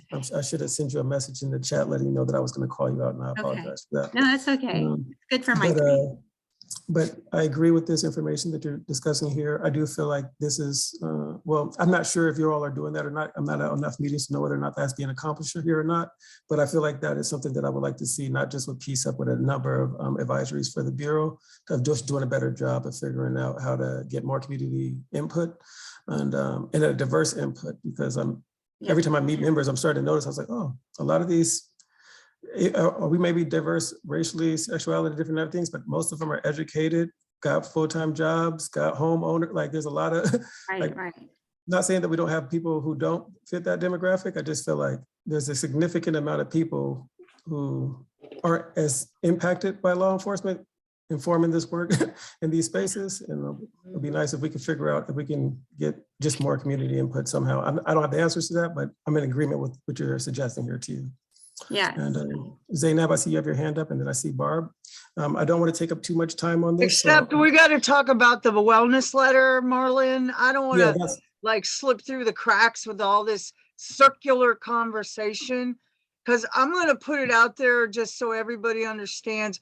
One of the goals when I took over being chair of the subcommittee, there was nobody else that wanted to do it. Okay, I stood up and said, okay, I'm going to focus on education, information, and building relationships with officers. That was where I started. The difficulty we ran into was officers, you know, that were not like leads or directors, didn't want to come. They didn't want to show up and participate because they felt like they were going to be attacked by the community and not be prepared. So we had some awesome meetings where we gave the officers questions ahead of time so that we could lock the meeting out to just what questions they were prepared with. And we didn't get a whole lot of community coming. We have done so much work around trying to bring in both police and community, and we've not had good results. So I felt it was important for folks to understand about the behavioral health unit. How does it function? How does it work? Who's in charge? Who dispatches? These things that impact our community at the street level I work at are the reasons I want to educate the community on how all this works. When they see an individual, right, standing in the middle of the street wanting to help, how are they going to know what to do if we don't educate people? So yeah, I wish more people could be willing to come to these meetings. But in the meantime, we have built in this subcommittee so many wonderful relationships with officers I would have never, ever met before. You know, and like I said, fortunately, they're running departments. So hopefully the information can get brought down further and we can get more attendance of like, you know, folks that work the community. But so far, no luck. So that's why, you know, Marlon, we need your help because I can only do so much. And the folks that attend regularly from the police department can only do so much. And without a community voice that's safe, I'm not holding a vendetta conversation. I don't want people attacked. I don't want the back and forth. I just want folks to feel comfortable. And that's how I build relationships, is by creating a safe space where folks can communicate. This wellness letter we created was to support. Hey, before you get to the wellness letter, because I did raise my hand, Amy, and No, I gave this you is the all space. part of the discussion. I get it, and I want to also address that as well. But just before you go there, because I think that we want to switch subjects after I want to make the statement to Tia, because I was going to ask you, Tia, what are you saying when it comes to that? Because I would agree. I'm going to agree with you, Amy. I have seen, you know, community involved, but I also seen it when it's the issues that are happening. You know, I was reading before my time that 300 people showed up to a PCCEP meeting. And it's like, whoa, that was when George Floyd was killed. Of course, like these are things that people they want to come and they want to participate. But I want to say to us, because we don't have a lot of time here, I would love to continue this conversation to see what we can do as a committee to address these issues. But Amy, I did attend your last, well, I didn't attend, I watched the last meeting, and I noticed how you had officers there who were talking with the community. So while I know at one time COAB actually had 5 officers on the committee, you know, that's not what we have with PCCEP. And so I'm not sure why that changed and why that dynamics change. It to me, that's a thing that we need to also think about. How it first started with COAB and where we are today. And if it was designed in this way to where it's just focusing on just community and not bringing in police. So let's remember that as well. But I definitely want to get into the conversation about the wellness letter. Thank you. All right. Can I say one thing real quick, Marlon? And also I feel like this PCEP has lost their direction a little bit, because this is basically all for the Black community, all this. And I think that we kind of got away from that a little bit, because we're the one that's mostly affected by it. I want to say is the Black community being prosecuted, being pulled over, being harassed by the policemen all the time. So I haven't heard any of that either with PCEP. So that's just my piece real quick. Zainab, I'll take your last comment, and then we're going to open it up for the discussion around, Tia, I want to close with you to see if you got what you needed from this, and see if you, because it sounds like there just needs to be space to discuss how we can get more community engagement and get more officers, is what I'm hearing from this discussion. And I want to know if, I'm not sure we have the time to unpack the strategy to do that today, but I do feel like it's risen to the level of we may be able to put this on the agenda for a future meeting as well. Yes, yes. Thank you. I feel comfortable moving forward, and I'm going to summarize some of the emails I got and put together a summary to everyone with some emails that we've done with each other. So it's a work in progress, but thank you for putting that on the agenda. It's real important to me. Thank you, Tia. Zainab, and then Barb, and then we're jumping into the discussion around the wellness letter. Well, I was listening to what Byron said, and I'm always reminded that the PCEP, the settlement agreement, was not about race. It was about mental health. And I think it's important, though, that as PCEP members, race is part of what it is in our bylaws. And so that's where it does come up. It did come up in our application process. And I think that one of the things I took out of that meeting about body worn camera, when Hardesty said, if people don't believe that racism exists, how can there not be any conflict? And I recognize people focus on the word conflict and not racism. And so again, we need to recognize what we as a committee need to also address, and we may need help with that and facilitators to help us with that, okay? Because that's what we're talking about. If we can't even unpack some of the stuff to talk about it, then how can we expect 600,000 people to do that, okay? So, but thank you. Thank you, Zainab. Barb? Okay.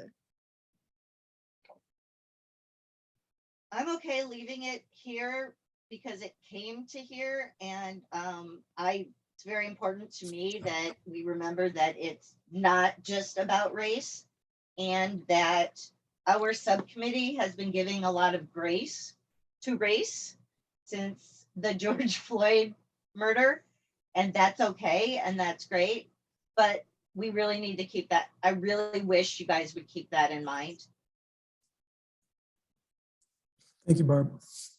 All right, we have our last topic before we start talking about agenda is the PCEP Behavioral Health Subcommittee. Amy, do you mind if I call you in to discuss this, or anybody who can speak to this on the letter of support for Portland Police Bureau directive on their wellness program? Or anybody? No, I'm here. Hold on a sec. Just hold on. I'm trying to catch my breath. Give her a second, please. Okay. No worries. We, as a subcommittee, wanted to review what officers were getting as far as health kind of benefits, as they were working. And so we started looking into the wellness directives to see if we can be part of the conversation around officer wellness. Because in my opinion, if people aren't well, it's kind of hard to do your job well. So you got to be kind of like on the top. So we learned all about how all the options that folks have available to use on the police force for wellness, that there's lots of programs that support them, mental health, physical health, exercising. And so we wanted to bring that voice to the community to let folks know, here's what PBB is doing to help keep their officers healthy, And so at the time, the wellness directives had not yet been posted or added to the directives. And so the letter was created to be in support of what the police chief and everybody at PBB has come up with as a, I guess, a wellness program. I don't know, it's The a program or wellness plan. Program directive. Yeah, the wellness program directive. And so we just submitted a letter, asked, we've been talking about it now too long. And we just want to send the letter off and say you have our support in what you're doing. So there was conversation originally about accountability, about everything. But now that it's been, I call enacted or added to the registry of directives, I think that accountability will play out. It'll come as it's now part of the original program. So all we're asking is that you accept it as is. It's already been revised once through public body meeting and nobody could decide on it. And we don't want to vote on it. We're just saying we support you in what you're doing. That's what the letter's about, in the moving forward of creating a program for officer wellness. That's kind of what it's all about. And Go ahead, Barb. it's about building relationships with the police officers that are, say, in the training division, which is a really good way to have an effect on training. So I don't think I need to read what Jared said. So yeah, basically, do we want to take it to the whole PCEP and have them decide if they want to support it? Or should the subcommittee just send it off as is basically the question. And I don't know how much stuff is on the agenda. And that's it, basically. Hey, Barb, maybe maybe the behavioral subcommittee should send it off separately from PCEP, just to give them. That's what I'm saying. That's one of the two options. Yeah, let's do that. That would be a better option. And then maybe we can start our own dialogue with them on a separate level than from PCEP. Definitely. Yes. That's the plan. Yes. That is part of the plan. Yes. Yes. It's not, we do more than just the wellness program, but it is going to be part of our wheelhouse. Yes. One I I'm need to know totally about agreeing is, with you, Byron. I don't know the policies around whether or not that's possible or not. So if we can get somebody to chime in about that, that'd be great. I want to go to Zainab and then go to Gloria. Thank you, because I've been waiting to talk about this since January 13th, 12th, when it first came up. And I had a lot of notes, and I could tell that they revised the directive since you sent it out, Amy, with the first letter. And I have a lot of notes to the directive, because I'm looking at the executive summary directive 0500 Portland Police Bureau Wellness Program. And so I'm glad that people spoke up about the fact that there needs to be more measurable accountability to this directive. But I also had some concerns and wanted to know if the PCEP recommendations that were provided for the wellness program, were they adhered, like did the city of Portland and the police bureau take that into consideration? And if they did, how did they do this? I also saw there's a piece that says, as such, members are empowered to use the wellness time for any Bureau-approved wellness activities. And I just wanted to know, what are the Bureau-approved wellness activities, and are these kept like in the public eye so we all understand what they should have? I also looked at an equity lens. What form exists or will be developed for the process when it comes to the counting the working hours within the 4-hour maximum per week? So if we're just talking about just a letter that you have, I still have, if it's supposed to be on behalf of PCEP, I still have questions about the directive. And are we going to make any comments or any before the February 27th deadline? Are we going to make any comments about this directive before? Zainab, real quick, just so everybody knows, this directive package closed a long time ago. Everybody had been making No, it hasn't. This directive goes into effect on February 27, 2022. They're asking, during its next review. The Bureau welcomes further feedback on this policy during its next review. That's what this actually says. Thank you. Next review will be in Mary Claire? Our committee has decided to not do any more recommendations around the directives. We Okay, so then just we should wanted do- to throw the support out for launching the program, not what was in it. So Amy, the letter is Zainab? from PCEP subcommittee and not PCEP members in general. Correct. Okay, as long as it's from the subcommittee. Thank you. I want to jump in real quick. We got 10 minutes left and we need to pick out our agenda items for the next meeting. I would love if we could please table this right now. I see we got 2 hands that probably want to speak to this, but I don't want to leave this meeting without us knowing what we're going to discuss in the following meetings. And we got 10 minutes to discuss that. And I feel like some of the stuff that we're discussing now could be included on there. And then I would like to end this meeting with the last 2 minutes with some closing remarks, considering this is my first time. And I would just like to share my thoughts about my experience this first time, if that's all right with y'all. Tia? On the letter, I think it's worded not, I don't think it's worded right. So I wanted to see if we could reword. I mean, grammatically.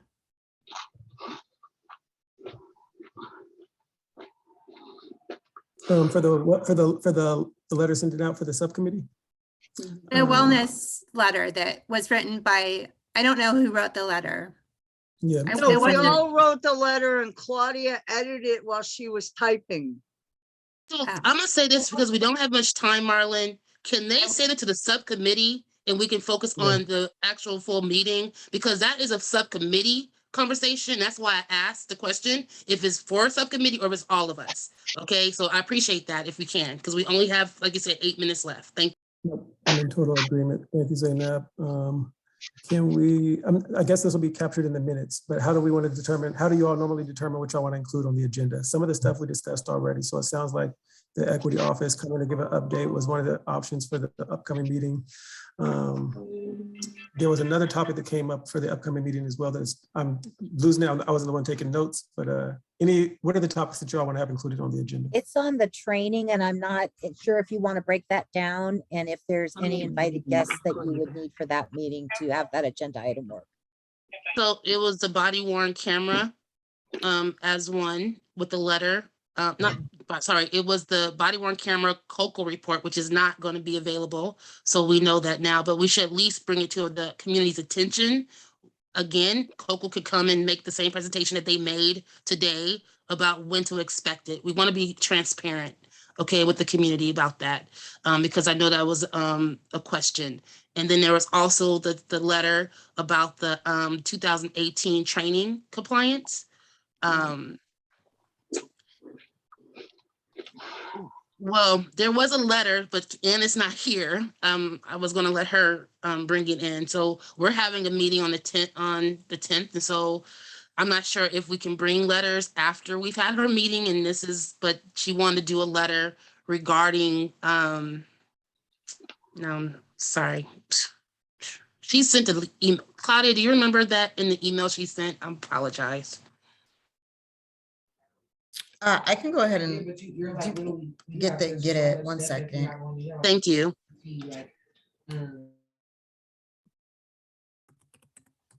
Any other items?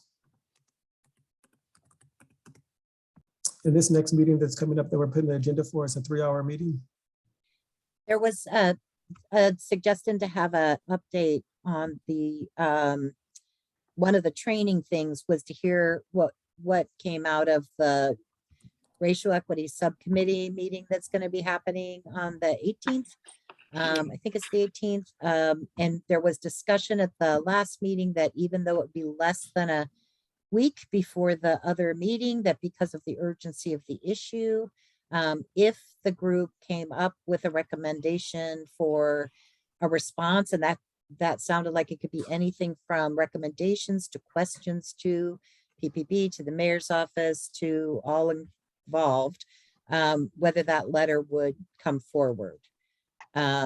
So that may be something. So maybe would we want to say report update from the racial equity subcommittee work? Yes. Would we work on writing a letter then? That's what I'm trying to figure out who writes the letter. Like, do we work together as writing the letter, or does one person write the letter and then we agree on it? I'm just trying to figure that out. Yeah, so my understanding, Zainab, was that at the last, and maybe Celeste, do you want to speak to this? That would be better. Yeah, the idea was, and that's why I sent the draft compilation of concerns, was that the PCCEP committee members would write the letter. We've already got the input from the public from 2 meetings. So now we just craft the letter. And we were going to do that at the racial equity subcommittee meeting. Which takes place on the 17th.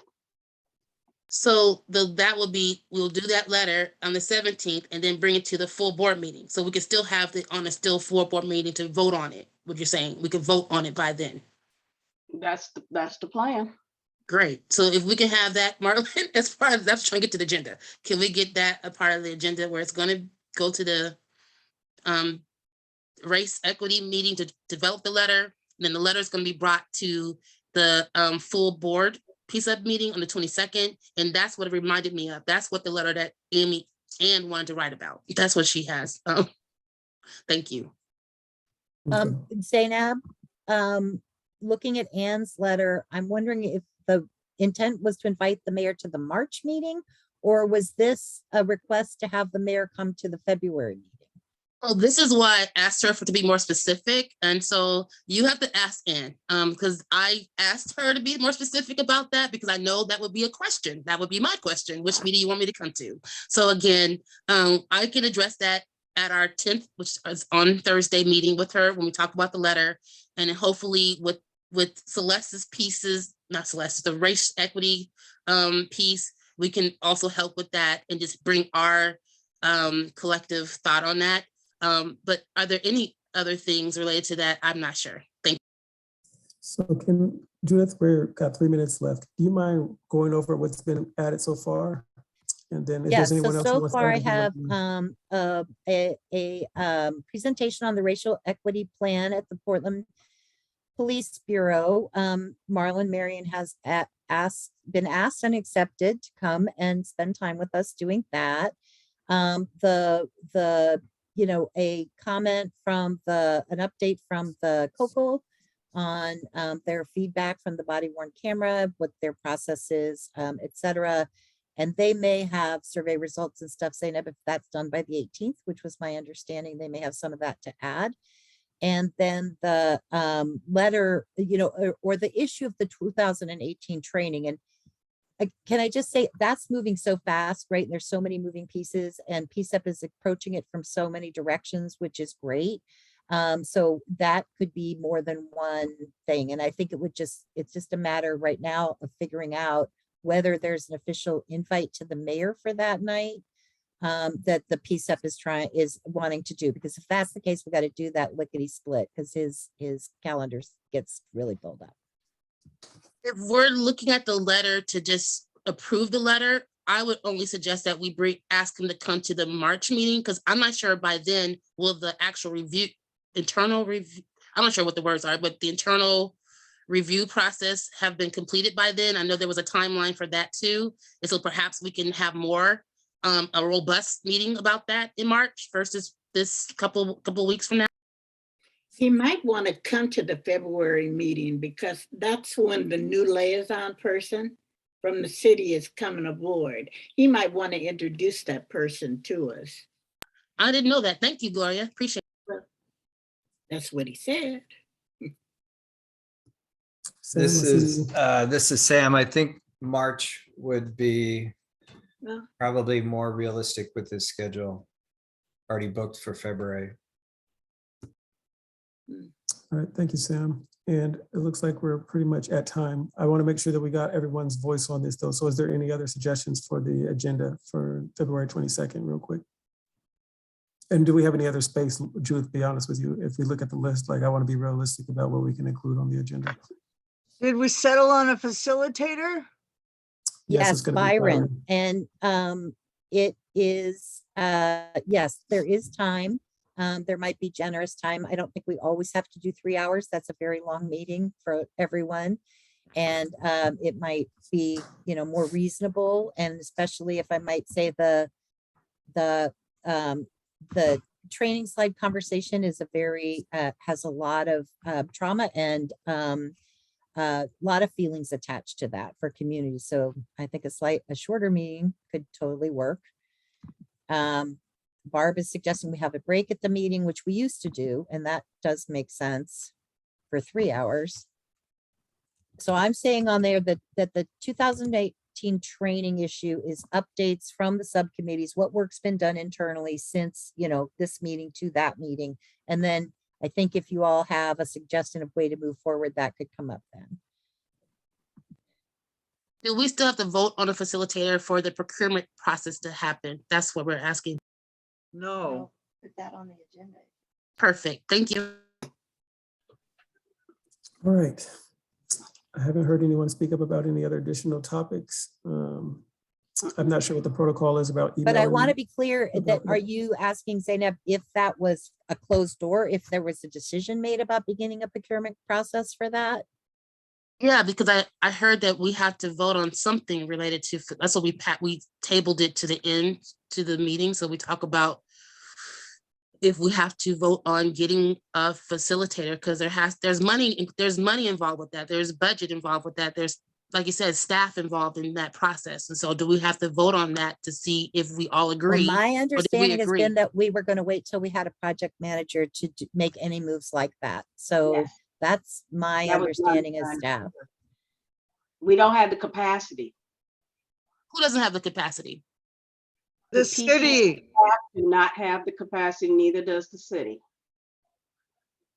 That's what we've been hearing all night. Yeah. But okay, from what I heard, Sarah Ames said that she was going to help us with this process. And so that's But why the I didn't PCCEP doesn't need to vote to hire people. We're not the Right. voting body. Again, Amy, I didn't know, again, just asking the question. I just want to Yeah. make sure that we don't have this conversation again. Like I've already requested it in May of 2021 to get a facilitator, and now it's almost a year later. So I just want to make sure that we are at least knowing it's going to be in the process. That's all I'm asking everyone. Thank you. Hello, everyone. Thank you all for this experience. It's been great. I wanted We to say appreciate your that effort. no, I just wanted to say, based off my experience, that I feel like this is my first time here facilitating this. Happy to do it, by the way. And I just wanted to say that I think from what I saw from this agenda is that, one, we need to make more realistic agendas. That was a lot. And it seems like some of these topics require a significant more amount of time in the future. And particularly for those who are going to be stepping in until we get a professional facilitator and that discussion going, I do feel like those discussions need to be more realistic. And I do feel like there's some things here just based, and I'm just going off my one time facilitating this space, that there needs to be some time carved out for discussing how this space is going to be managed. And it seems like a significant amount of time. And then also about how can we continue to do some meaningful work related to the stuff that's tied to the mission as well. Like how can we accomplish what needs to be accomplished in the mission, as well as figure out how this space is going to be managed in a healthy way. Because I just feel like for my first time here, I was like, oh, I feel like I'm walking into a family relationship that I know nothing about. And I do feel like, and I feel like this is healthy. Like, I'm glad you guys are here.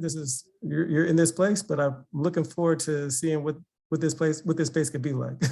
And so I just want to throw that out there, that I hope that we can get someone to just keep the agenda small and focus on the things that you need to focus on. That's just my one suggestion. That's just my personal rap artist opinion. So that's all I have to say about it. I appreciate you all. I would stay on here longer, but where I'm at, it's 11 o'clock. So I'm going to bed. I appreciate you all. So, Thanks, you all have a good Marlon. night. East Coast, East Coast.